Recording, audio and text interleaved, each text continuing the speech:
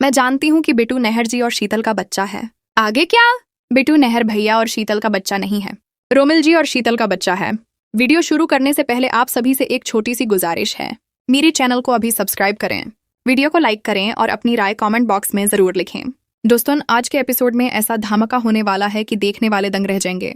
पिछले एपिसोड में आपने देखा कि घर का चोर कोई बाहरी नहीं बल्कि अपना ही था, और वो कोई और नहीं, अग्नि दीदी निकली।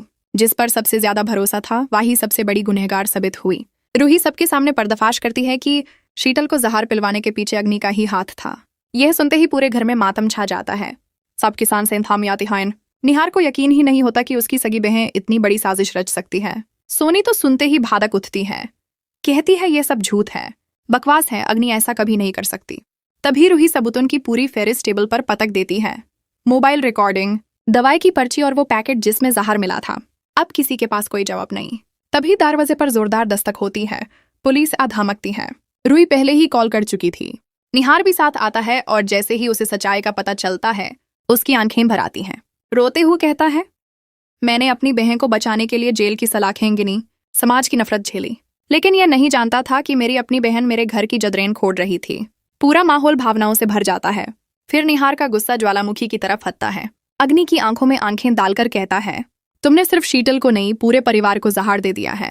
पुलिस अग्नि को हथकड़ी लगाकर ले जाती है। जाते जाते भी अग्नि की आंखों में वही खतरनाक चमक है, जैसे कोई नया तूफान तैयार हो रहा हो। इधर निहार बिल्कुल टूट चुका है। वो खामोशी उठाकर घर की राह पकड़ता है, लेकिन रास्ते में ही अचानक बिक्कू सामने आ जाता है और गुस्से में कुछ उल्टा सीधा बोलने लगता है। शीतल झात से दौड़ती है और बिक्कू को खींचकर अलग कर देती है। निहार हैरान होकर पूछता है, ये क्या कर रही हो? शीतल की आवाज में दाढ़ और दृढ़ता दोनों है। वो कहती है, ये तुम्हारा बेटा नहीं है। बस ये सुनते ही निहार के पानवों ताले जमीन खिसक जाती है। वो कांपते हुए कहता है, होश में हो तुम? इतने छोटे बच्चे को इन बातों से क्या लेना देना? तभी दादी दृश्यामेन आती हैं। वो बिक्कू को निहार से दूर करती हैं और सख्त लेकिन थाकी हुई आवाज में कहती हैं, सच यही है, बिक्कू तुम्हारा बेटा नहीं है। कहानी ने एक और जबरदस्त पलटी खाई है। क्या शीतल का यह दावा सच है? क्या दादी को यह राज पहले से पता था? और निहार इस नई सच्चाई की मार कैसे सहेगा? आने वाले एपिसोड में इमोशन, धमाका और बड़े बड़े खुलासे आपका इंतजार कर रहे हैं। कहीं मत जाइए, क्योंकि ये कहानी और भी तीखी और भी मसालेदार होने वाली है।